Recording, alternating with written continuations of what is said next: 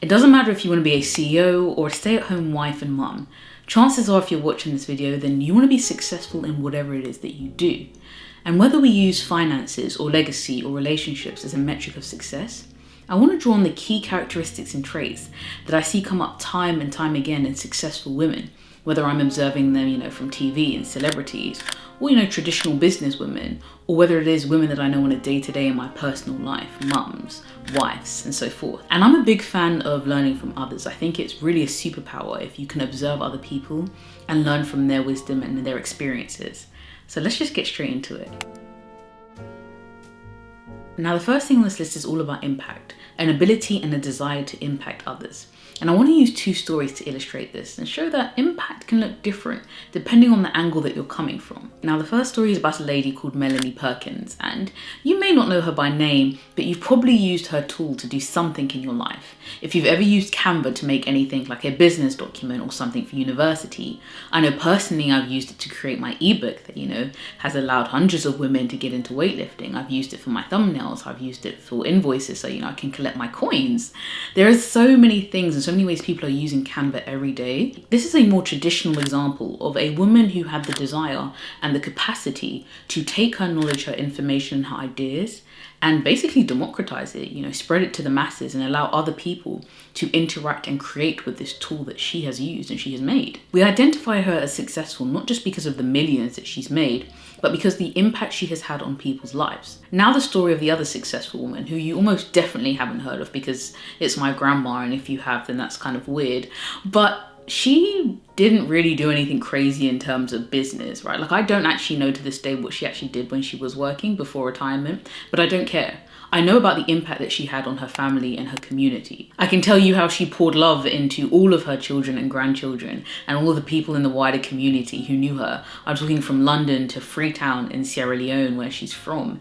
People know her for her cooking, for her hospitality, for her ability and willingness to listen to others and comfort them. And the people around her embrace her and love her because of it. And by that measure, she's successful as Melanie. She has had the ability to impact generations. And whether it was listening to me and my cousins, perform a Destiny's Child song for the 15th million time that summer, she sat and she listened and she encouraged and she instilled confidence in us and in those around us. And that is impact. It doesn't always look the same, but we can identify in successful women that the people around them and the wider community seem to be positively impacted by them. So the next thing is about communication. I wasn't always the best in social settings. I leant more towards public speaking, but in intimate social settings, I used to kind of have a bit of an issue. Well, that was after puberty, and you go through that I'm socially awkward stage. I don't know why that was a personality trait at one point, but anyway, we move.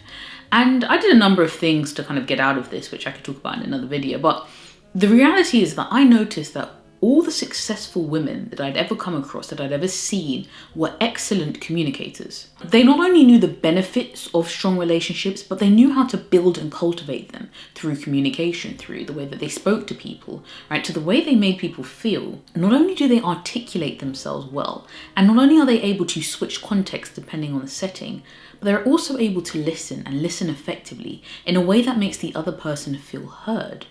And whether it's a romantic setting or a professional setting, we all know the power in, being able to make a person feel a certain way.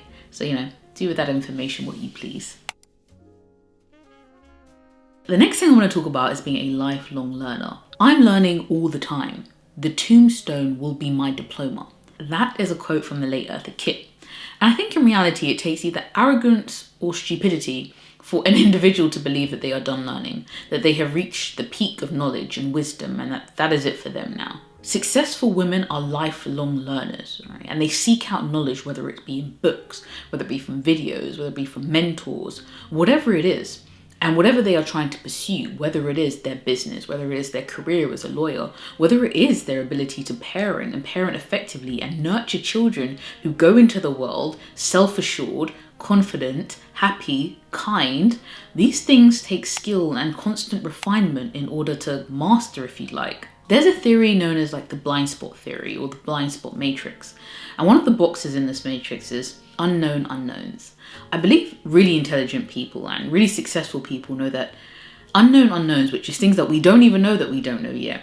That box is full of things. This world is so vast and there are so many things going on that it makes sense that, there are things that we haven't yet even contemplated, haven't even come across yet, that we don't know. And being open to finding out about these things and learning is a pathway to creativity, to knowledge, and ultimately to success.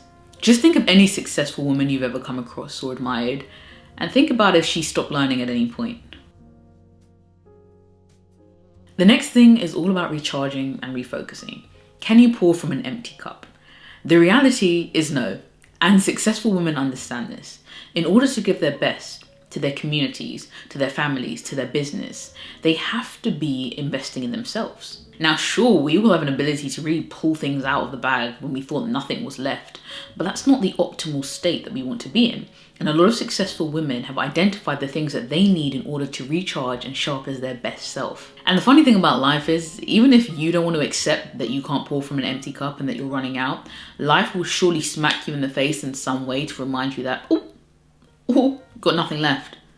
You need to take a step back. But the beautiful thing is that how you recharge is all down to you. For some people, it will look like bubble baths and candles, and that's lovely. But for other people, it will look like exercise and meditation and prayer, or being around certain people, or being around no one and being isolated.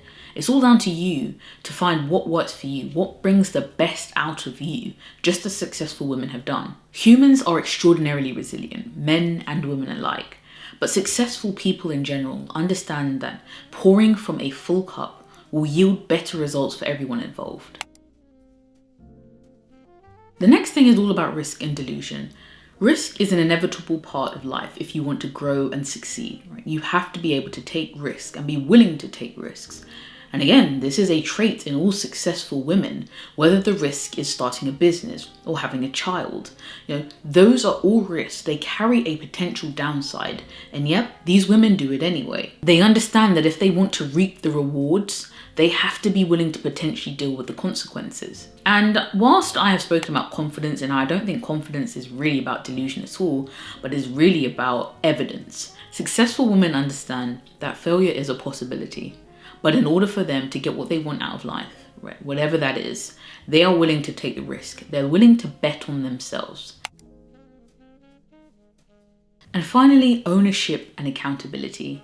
If nothing else, successful women in this world understand that until they take control of their own lives, until they firmly place the power in their own hands, then they hand it to somebody else by default. And I get it, it's easy to count the hardships that we have and all of the things that are out of our control, but that does not yield positive results.